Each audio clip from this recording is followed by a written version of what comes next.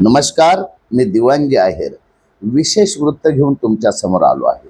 रात्रीचे 11:40 महाराष्ट्र विधानसभेचे अधिवेशन सुरू आहे, पण सभागृहात अजूनही एक आवाज ठामपणे घुमत आहे. तो म्हणजे वसईचे आमदार स्नेहा दुबे पंडित यांचा. जेव्हा अनेक जण दिवसाची कामे संपून विश्रांती घेत होते, तेव्हा वसईकरांच्या प्रश्नासाठी आमदार स्नेहा दुबे पंडित विधानसभेत उभ्या होत्या. त्यांनी केवळ भाषण केले नाही, तर वसई विरार शहर महापालिकेच्या कारभारावर थेट प्रश्नांचा भडीमार केला. नियम 293 अंतर्गत झालेल्या चर्चेत त्यांनी एकामागून एक गंभीर मुद्दे सभागृहासमोर ठेवले.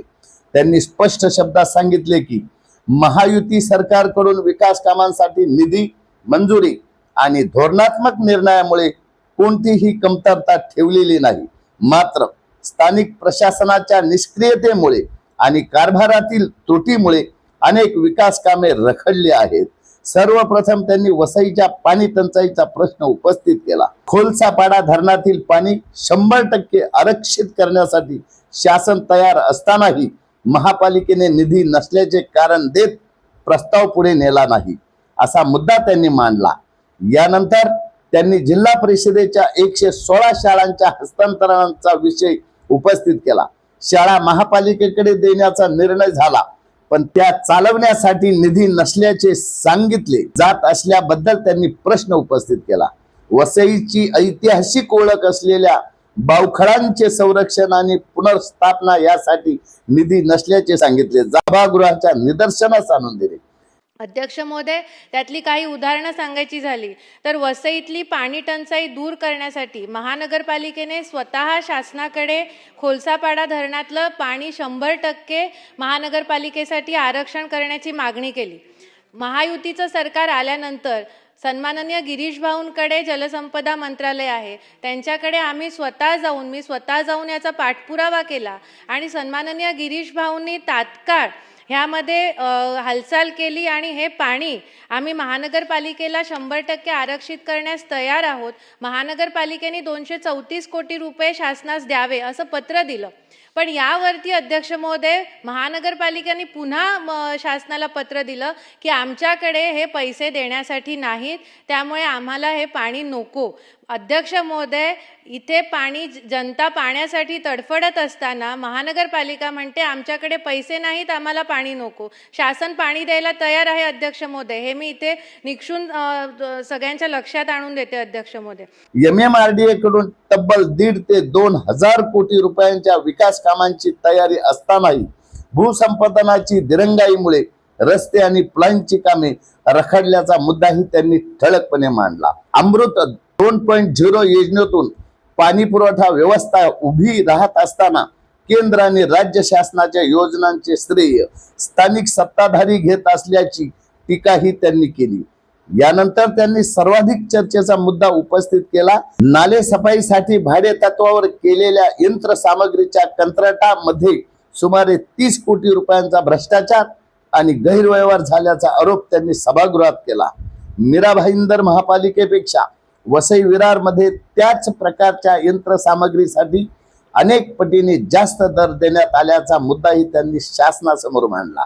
STP प्रकल्पामधील विलंब, निकृष्ट दर्जाची कामे आणि एका दुर्घटनेनंतरही संबंधित कंत्राटदाराला पुन्हा कामे देण्यात आल्याबाबत त्यांनी प्रश्न उपस्थित केला.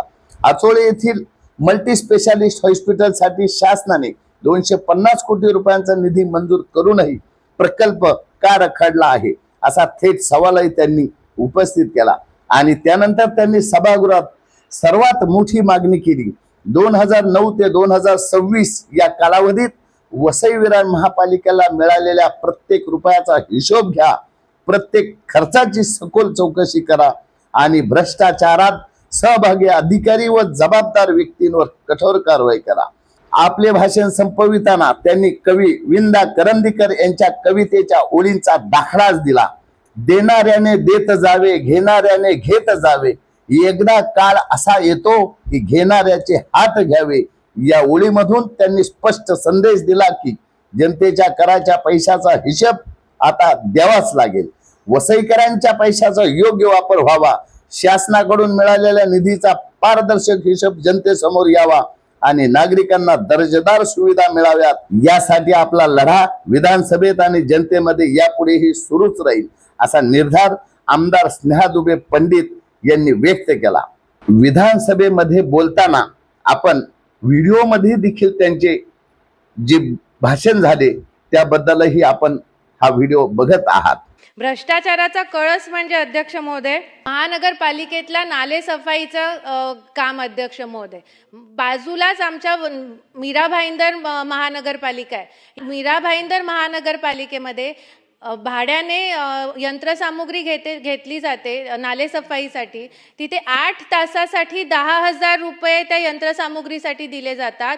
पण आमच्या वसई विरार महानगरपालिकेमध्ये 1 तासाचे 10,000 रुपये दिले जातात. अध्यक्ष महोदय, जवळपास 30 कोटीचा भ्रष्टाचार या नालेसफाईच्या कामामध्ये झालेला आहे. अध्यक्ष महोदय, तसंच STPच्या बाबतीत झालेलं आहे. अध्यक्ष महोदय, ज्या एका STPला ज्या कंपनीला टेंडर दिलेलं आहे, संपूर्ण वसई खोदून ठेवलेली आहे. अध्यक्ष महोदय, एकही रिस्टोरेशनचं रस्त्याचं काम व्यवस्थित केलेलं नाहीये. त्यांच्या कामामध्ये मजुराचं मृत्यू झाल्याची घटना झालेली आहे. अध्यक्ष महोदय, तरी सुद्धा पुन्हा त्याच कंपनीला तुम्ही दुसऱ्या STPचं टेंडर देता. अध्यक्ष महोदय, साधं नालेसफाई असू दे, STP असू दे, 250 कोटी रुपये आचोळ्याच्या मल्टी स्पेशालिटी हॉस्पिटलसाठी अध्यक्ष महोदय शासनाने महानगरपालिकेला दिलं. पण महानगरपालिकेने काय केलं, या 250 कोटी रुपये मिळाल्यानंतरही PPP तत्वावरती हॉस्पिटल उभारण्याचं टेंडर केलं.